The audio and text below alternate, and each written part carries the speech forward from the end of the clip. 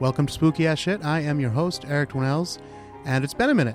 It's been a minute since we talked. I'm sorry about that, guys. You get caught up with things and different things happen. You know how it is.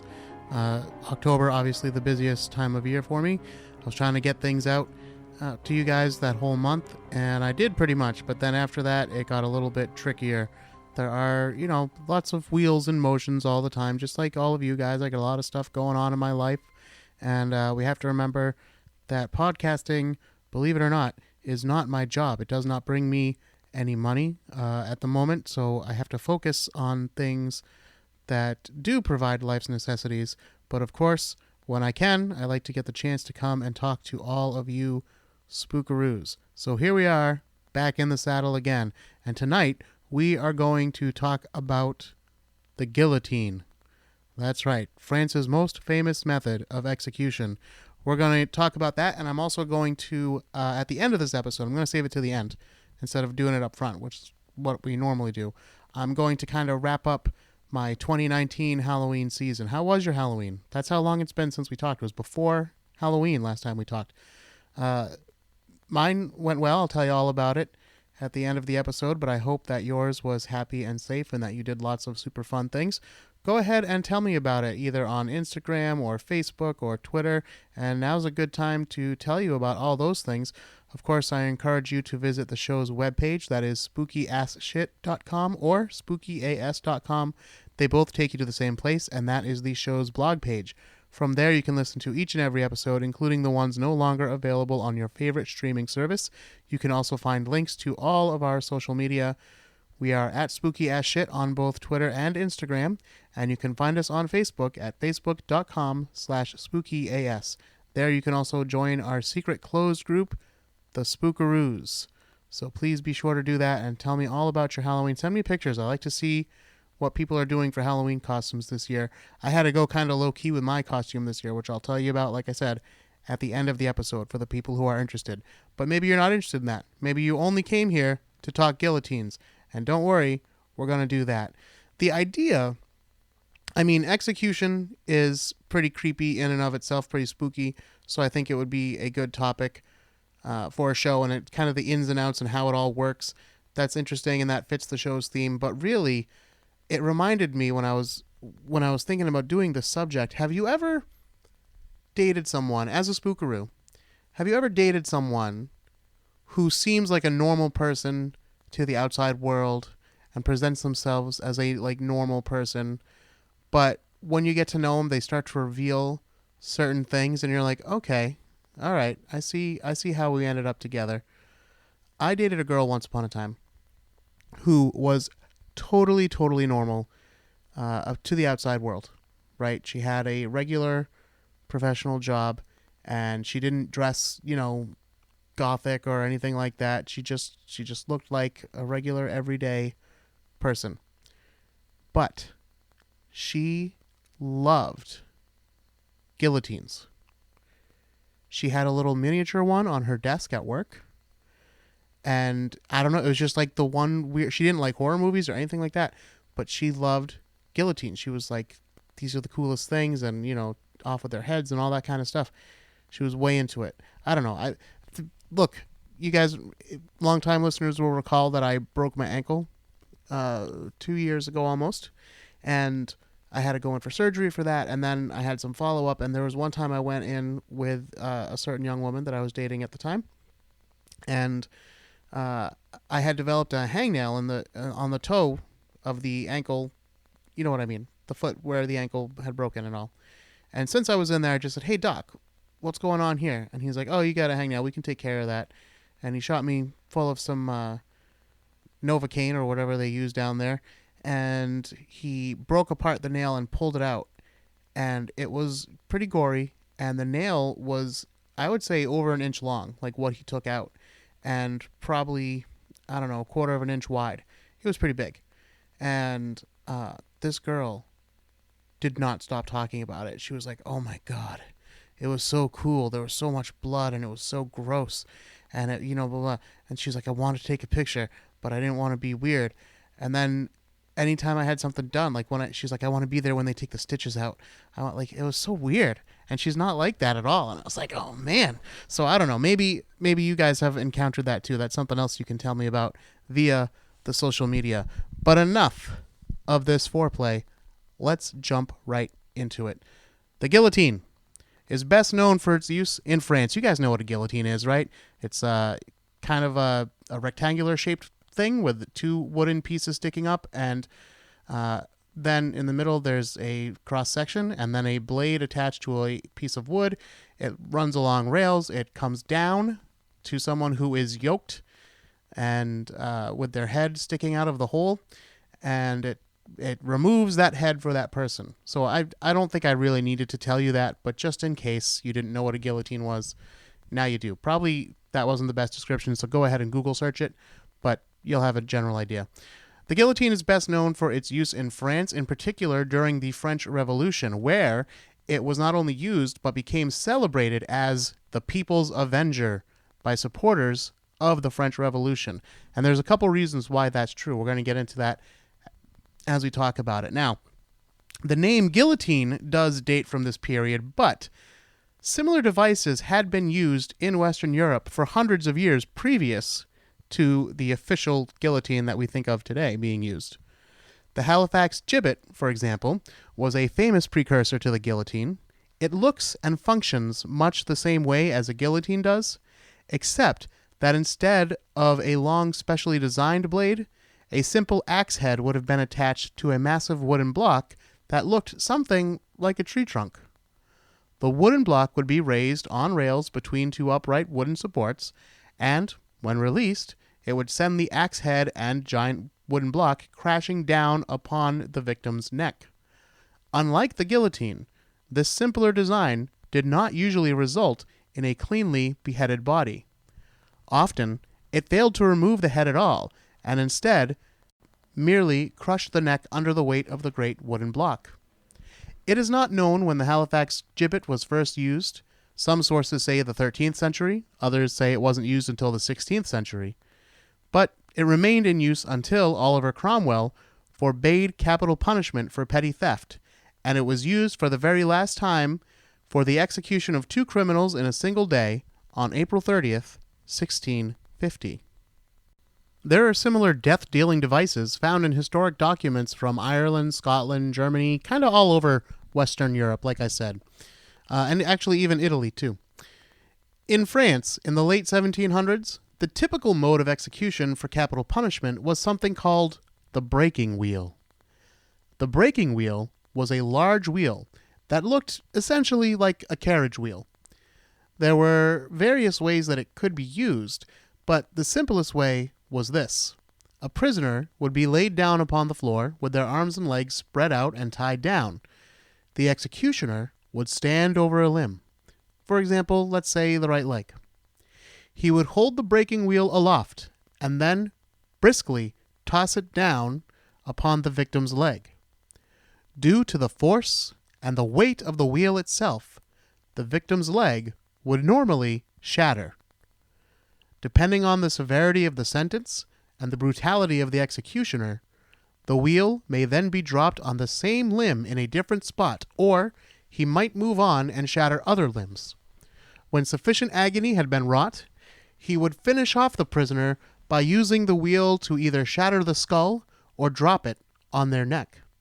Now, like I said, that's the basic way to use it, but there were more advanced ways as well. Sometimes they would shatter the person and then kind of tie the shattered limbs in between the spokes of the wheel and then continue various torture methods after that.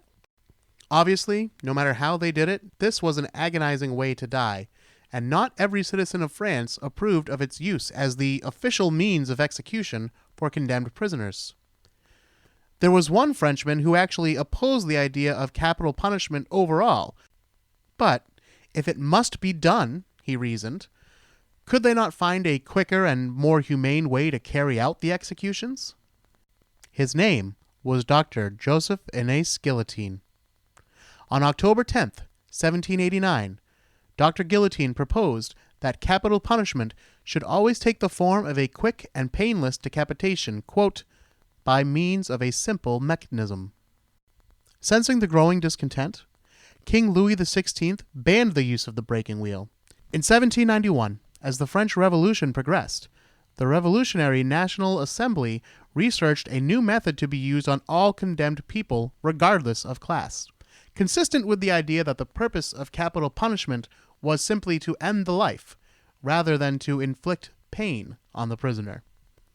A committee was formed under Anton Lewis, physician to the king and secretary to the Academy of Surgery, though Dr. Guillotine was also on the committee. The group was influenced by machines used, as I said earlier, in Italy, Scotland, and in England. Lequaint was an officer in the Strasbourg Criminal Court. He had designed a beheading machine and employed Tobias Schmidt, a German engineer and harpsichord maker, to construct a prototype. The memoirs of the official executioner claim that King Louis XVI, an amateur locksmith, was the one who recommended that an oblique blade be used instead of a crescent-shaped blade, lest the blade not fit all necks.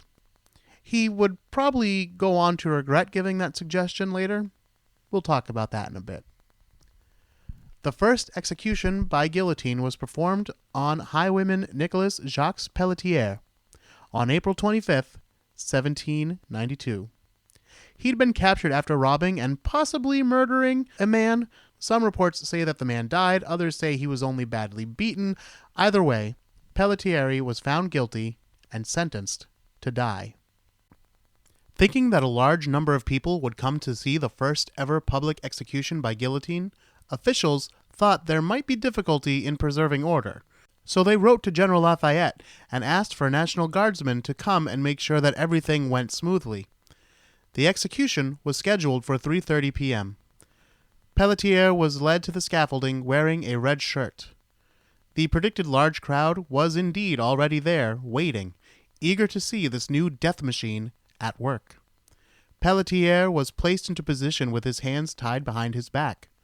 Within a moment, the blade was raised and lowered, separating Pelletier's head from his neck. The crowd was somewhat dissatisfied with the guillotine. Many felt that it was too swift and, quote, clinically effective to produce the proper entertainment as compared to the more traditional methods, such as hanging, death by sword, or breaking at the wheel. Some of the public even cried out, "Bring back our wooden gallows." Now, that makes it sound a little bit like they were just a bloodthirsty crowd, but some people said there was a bit more of a spiritual edge to it. You see, if the person had committed some kind of sin, the crowd needed to see them suffer somehow. And this would be part to show that, crime doesn't pay, and also, I guess it's more of a comfort to the people that are going to be left behind, like, okay, this guy was a murderer, but now we saw that this is how he ended up. He was also, killed in a not so great way. There's definitely a better way to say that, but you know what I'm trying to say. And it just seemed like the guillotine was just too swift, too dignified, I guess, for the crimes that some of these people were charged with. So it wasn't just that they were, bloodthirsty in the sense of like, oh, we need gore, we got to see it. It was more like, wait, this punishment doesn't really fit the crime. I guess that's the way I was trying to say it. In France, before the invention of the guillotine, members of nobility were beheaded with a sword or an axe, which often took 2 or more blows to kill the condemned. The condemned's family members would sometimes pay the executioner extra to ensure that they had recently sharpened their blade to achieve a quick and relatively painless death. Commoners, however, were usually hanged, which could take several minutes. If the neck didn't break right away and they were there until they were suffocated because of their strangulation, it could take several minutes. In the early phase of the French Revolution, before the guillotine's adoption, the slogan, "To the lamppost, string them up or hang them," had become a symbol of popular justice in revolutionary France. The saying, "to the lamppost," became popular because revolutionary radicals hanged officials and aristocrats from street lanterns. So now, with the guillotine in use by the revolution, it was perceived to deliver an immediate death without risk of suffocation. Furthermore, having only one method of civil execution was seen as an expression of equality among citizens. Equality. For a period of time after its invention, the guillotine was called the Louisette. However, it was later named after Guillotine himself, who had petitioned for the more humane form of execution, though Dr. Guillotine remained opposed to capital punishment of any kind, and he bemoaned his association with the device for the rest of his life. Despite Dr. Guillotine's own misgivings, the machine bearing his name made for a grand spectacle. Bars filled up with pre-gamers getting ready to watch the events. Landlords with views charged spectators to watch from their windows. Sometimes the executions were formally announced in newspapers, and sometimes they weren't announced, but the crowds would gather when they saw prison officials who were putting together the guillotine. To restrict the size of the crowds, officials started building the guillotine late at night and performing the executions first thing in the morning. But crowds still gathered and sometimes got rowdy. But some people took it as more of a social event. There was a group of women who would sit and knit or sew during the execution. Not everyone was so casual, however. It has been reported that many spectators would faint or vomit. Now, when the guillotine blade fell down, the heads would fall into a woven basket full of sawdust, which was there to soak up the blood. The body would be rolled into a wicker box or a cheap pine coffin. It was at this point that it got a little gory. Yes, the execution itself went smoothly and the blade came right down, chopped off the head, and that was that. But it also let loose a lot of blood, so that is where the gore factor comes in. The condemned were carried to the guillotine on wooden carts. The carts were the same kind that were used for carrying wood around the city. The condemned would be seated in rows of 2 or 3, and their hands would be tied behind their backs. Sometimes the condemned were allowed to address the crowd and give their final words, and sometimes they were not. We do have a few of the famous final words. King Louis XVI, the one who proposed some ideas for the guillotine himself, he ended up on the chopping block, so to speak. King Louis XVI, his final words were, "I die innocent of all the crimes laid to my charge. I pardon those who have occasioned my death, and I pray to God that the blood you are going to shed may never be visited on France." Upon his beheading, crowds rushed to the guillotine to dip their handkerchiefs in his blood as a memento. His mistress, Madame du Barry, begged the crowd and her executioner, saying, "Give me one more moment." And as noted on a previous episode of Spooky Ass Shit, Marie Antoinette's final words were reported to be, "Pardon me," after having stepped on her executioner's foot. Speaking of the executioner, when we think of executioners, we usually think of the black hooded, mask-wearing man. But in France, it wasn't like that. In fact, they had official executioners. It was a family business for a while. We're going to talk about that someday too. But in general, executioners did not wear disguises or masks of any kind. They were not really considered responsible for what happened to the criminals. The criminals brought this upon themselves. They were considered more responsible for ensuring that the guillotine was functioning properly than for what the machine was ultimately used for, which of course is killing people. It was his job to set up the machine and also his job to clean up afterwards. So he had to clean the blade, he had to wipe up the blood. We mentioned the sawdust in the bucket, but also sometimes they would put sawdust on the ground around the guillotine to help pick up some of that blood. This is also where the long black coats come from, because the long black coats would make sure that the blood didn't spray onto the regular clothing of the executioner, and also being black, it disguised the blood pretty well when it did get on the coat. Now, some executioners had a little bit more showbiz in them than others. Some like to appease the crowd's demand for more gore by holding up the severed head for the crowd to see, either by hand or by sticking it onto the end of a pole and holding it up that way. Charlotte Corday was executed in 1793, and her executioner held up her head and slapped her face. Some in the crowd noted that her eyes seemed to be aware for several seconds after her execution. This led some to question whether the guillotine really was more humane than other forms of execution. After all, If it's possible that the head continued living after being removed from the body, wouldn't that create some kind of mental turmoil and anguish in the victim? And who knows what they were feeling at that time? Of course, it would only last a few seconds, but still, this is what some of the anti-guillotine folks had on their mind. The question of consciousness following decapitation remained a topic of discussion for the rest of the time that the guillotine was in use. The following report was written by Dr. Bureau, who observed the head of the executed prisoner, Henry Languel, on June 28, 1905. Here, then, is what I was able to note immediately after the decapitation. The eyelids and lips of the guillotine man worked in irregularly rhythmic contractions for about 5 or 6 seconds. This phenomenon has been remarked on by all those finding themselves in the same condition as myself for observing what happens after the severing of the neck. I waited several seconds. The spasmodic movements ceased. It was then that I called in a strong, sharp voice, "Languel!"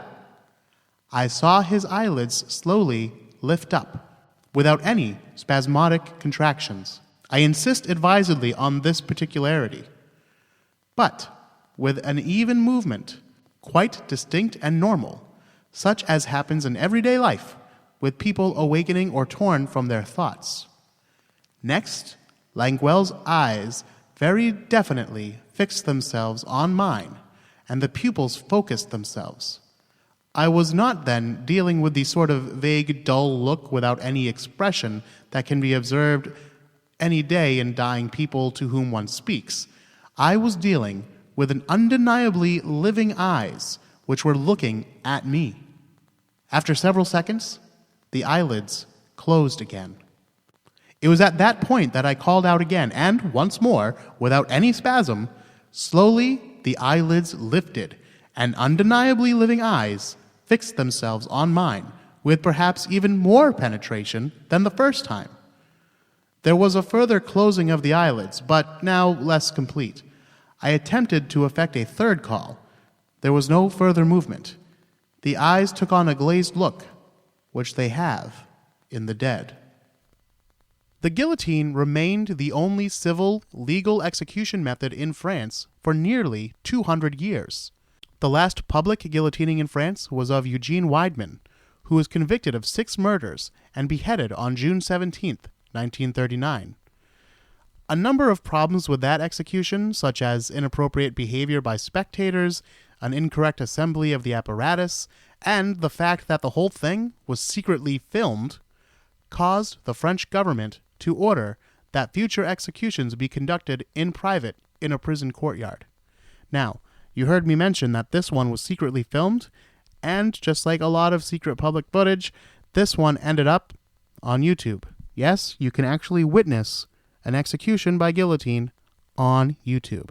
Now, when you watch it, it's not very graphic because it's filmed in black and white, and it was filmed actually from behind, so you see his body, not his head, as it's lying there. I was nervous to click on this video when I saw that it was available, but then I watched it and I was like, oh, you don't really see anything, which is good because I'm not one of those people who like watches beheading videos and stuff like that. I couldn't do that, but yeah. So I did watch this one to see a guillotine in action and all, and it looks like the blade comes down in slow motion.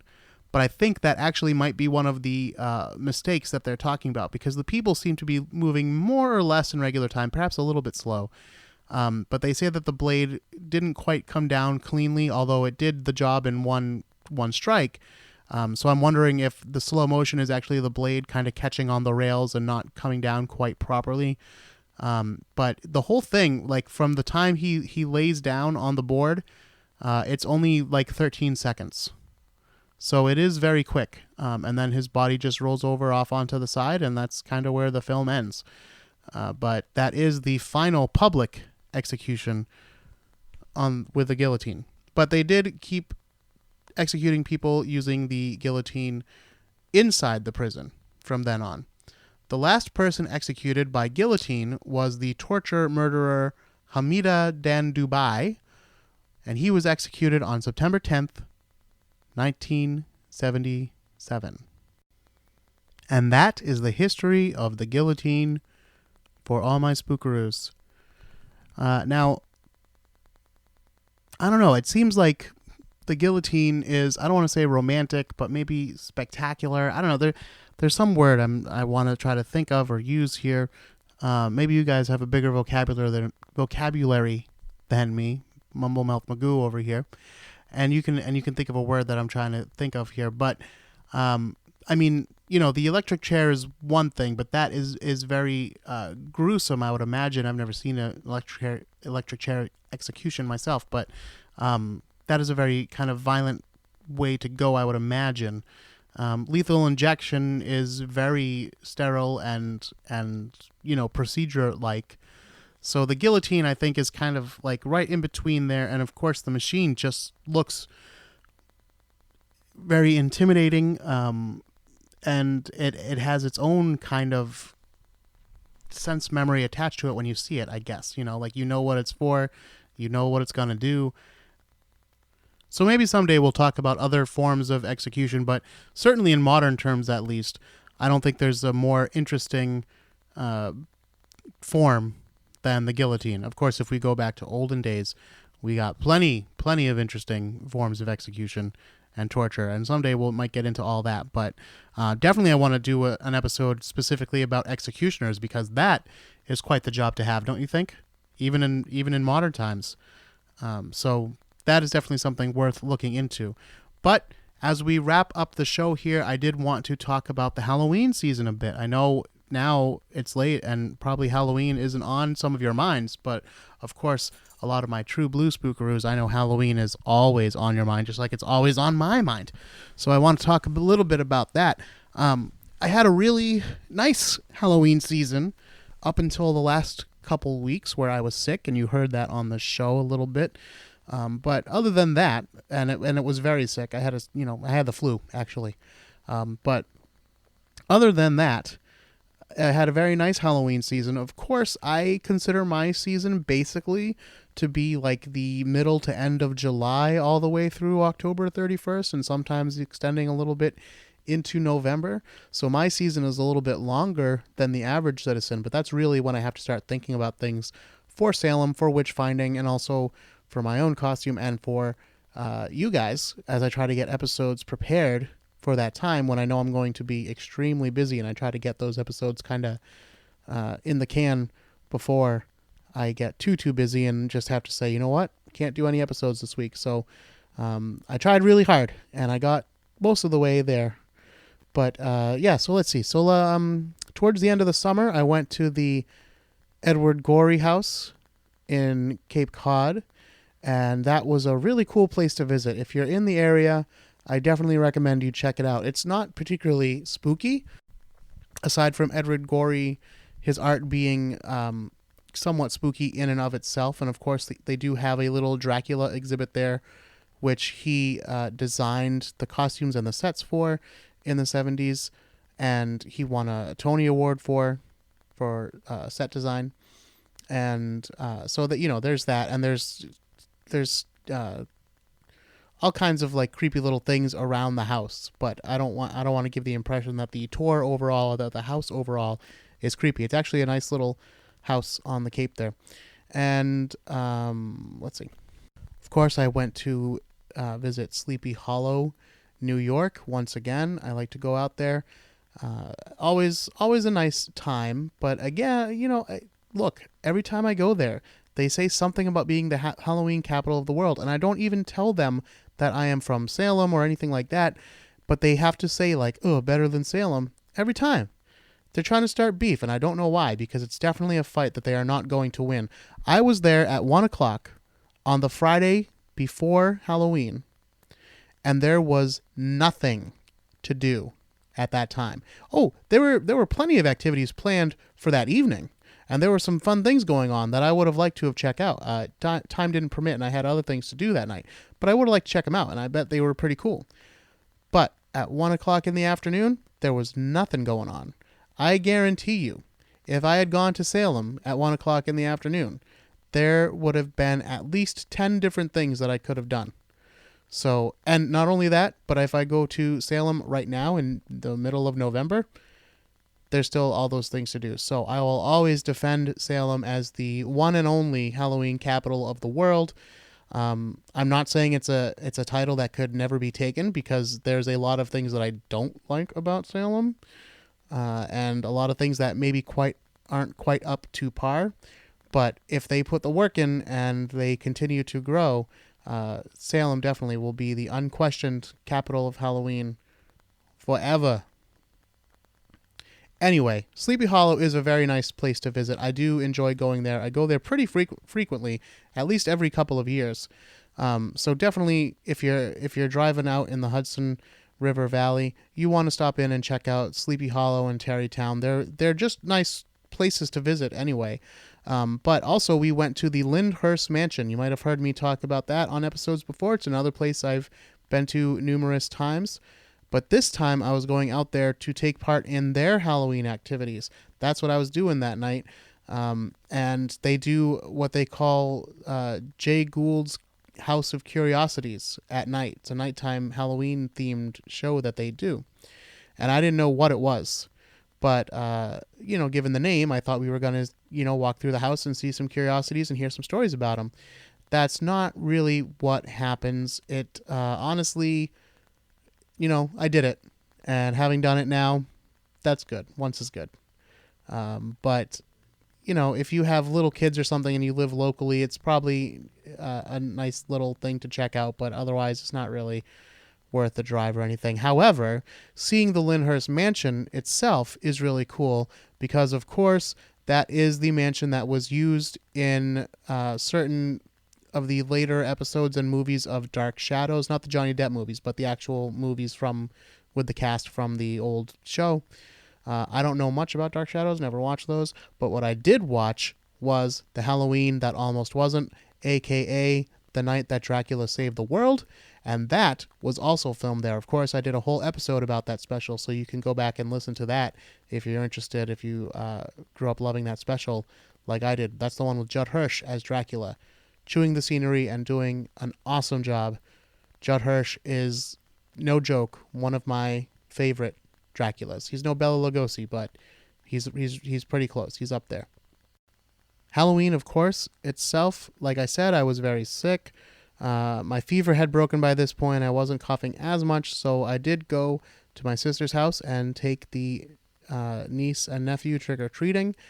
But they, gather as friends, and they wanted to go around to other neighborhoods and everything, and I just knew being out in that cold air was going to set my coughing off again, so I said, you know what, you guys continue on without me, I'm going to go back to the house.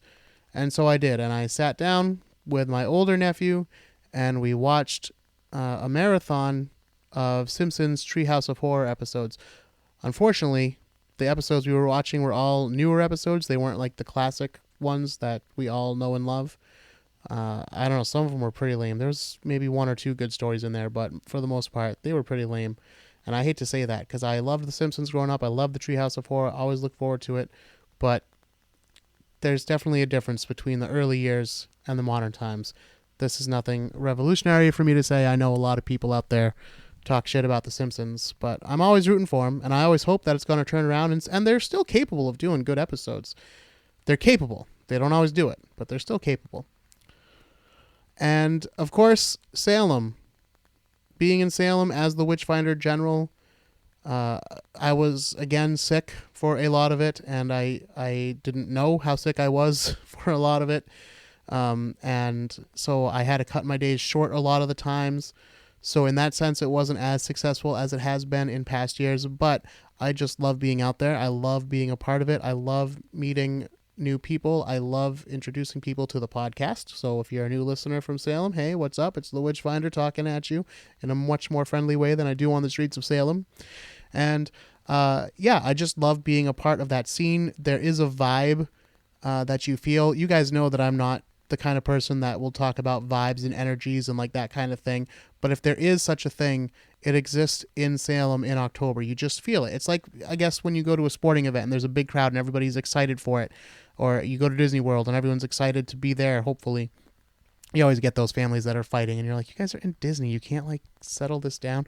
But anyway, yeah. So I've always described Salem as kind of like a dark Disney World, and that is the energy that I think people bring. There's just people are there, they're ready for fun, they're wearing costumes in September, and they're just ready to go. And so you kind of feed off that energy, and that's always great. Like I said, I was a little sick, and I remember on the last day, there was a couple that came up to me in the morning, and they were reading my sign explaining what I do, the full show that I do, not just taking pictures, but the full show. And they had asked about it, and I explained it to them, and they said, oh, okay, well, we can't do that right now, but maybe we'll come back later. And come back later they did, but they came back like really almost that night as I was like getting ready to head out. And this was the day that I noticed that I was like really more sick than I thought, and I was having trouble talking actually. So they came back up and asked for a trial at that point, and I had to say no, I couldn't do it. I said I just my voice isn't where I need it to be to do that. I'm happy to take a picture with you and all that, but I just can't. I can't do a full trial. And they were okay with it, and they took a picture and everything, and they were pleasant as can be. But I feel bad that I disappointed them. So if you happen to be listening, I do apologize to you folks, and to anyone else that I couldn't give 100% my all, but hopefully we'll be back in full fighting shape next year, and I'm looking forward to it. I'm always looking to make improvements. This year I made a sign that people could wear, and it was like stocks, like you put your wrist through, and it was the same sign, as previous years. I was found guilty of witchcraft in Salem by the Witchfinder General, but this year it had the stocks as well, so you could put your wrist through it. So that was kind of fun, and it works with magnets, so that was like a little magic trick that I could do. And you got to be careful when you're doing magic as the Witchfinder, lest you be accused of being a witch yourself, But I got through it. I got through the season, and for some reason, the other street performers were much more friendly this year than they have been in the past. I guess you just stick around long enough, and that's what happens. But took a lot of pictures with other street performers this year too, so you can check out the Witchfinder's Instagram. That is, let's see, what is that one? That's Witchfinder of Salem on Instagram, so you can check that out. Also, I have a little prototype website coming for the Witchfinder. It's not, I wouldn't consider it fully ready for public consumption right now, but you guys, if you want to check it out, go to thewitchfinder.com. Can you believe it? I got that domain name, thewitchfinder.com, and you can check that out. It's just a little preview site right now. Nothing special, but yeah, go ahead, check it out. Give me some feedback if you want. Okay. So, my Halloween costume this year. I had planned to be a wizard, as a matter of fact, and I was going to make the costume myself from scratch. I went out and got the fabric for it and everything, and I started working on it, and I realized I didn't get quite enough of the fabric that I needed, and then I was like, I'm going to have to go to the store, I'm going to have to trace this out again, and I realized I don't have time for this. And I'm, in a way, disappointed in myself that I didn't do the costume that I wanted to do, but on the other hand, I'm proud of myself for stepping back and realizing that I was taking on a little too much at this very busy time of year, and realizing before I got in way over my head and spent money that I didn't have on things that I didn't need, that this was too much. So I said, all right, I am going to do something I never do, and I'm going to go to the Halloween store and buy a costume. Like a full, I might go and buy pieces for things. I might go and buy accessories for things, but I never get a store-bought costume. But I did this year, and what I did was I got a gi from Cobra Kai, and it was supposed to be a Johnny costume, but I didn't want to be Johnny exactly. I physically don't resemble Johnny in any way, so I just wanted to make it for myself. So I painted over the name on the patch and wrote my own name in there, and so I was just Eric, but Cobra Kai Eric. And these costumes are for work, so I can't get too gory and stuff like that anyway at work. This was a nice, relatively friendly costume, so it worked its purpose, but I am slightly disappointed. On the other hand, though, kind of cool to have a Cobra Kai gi, not gonna lie. So at least I enjoy that part of it. The little kid in me is playing dress up again, and that is always fun. In fact, that is what Halloween is partly about, right? So I think I captured the true spirit. Okay, one more time, check out the website, spookyas.com or spookyasshit.com. They both take you to the same place. That's the show's blog page. Find us on Instagram at spookyasshit, and find us on Facebook at facebook.com/spookyas. please, please, please go ahead and leave a lovely review on iTunes if you happen to be listening there, or wherever you happen to be listening to the show, whether it's on YouTube or whatever. Go ahead and write some kind words. It really motivates me, and trust me, guys, I could really use it right now. I could really use a little pick-me-up. I could really use a little motivation to keep the show going. I am going out of the country in about a week, a little over a week. So I don't know if I will get another show out before that, and there might be a week or two where there is no show. That's just because I'm out of the country, having a good time in the Dominican Republic. What's up? But the show will continue. Don't worry. The show's not going anywhere. If it does, if the show ends, I will let you guys know. I will never just leave without telling you. How about that? That's the deal we'll have. I'll always give you a heads up. So, until next time, don't be afraid.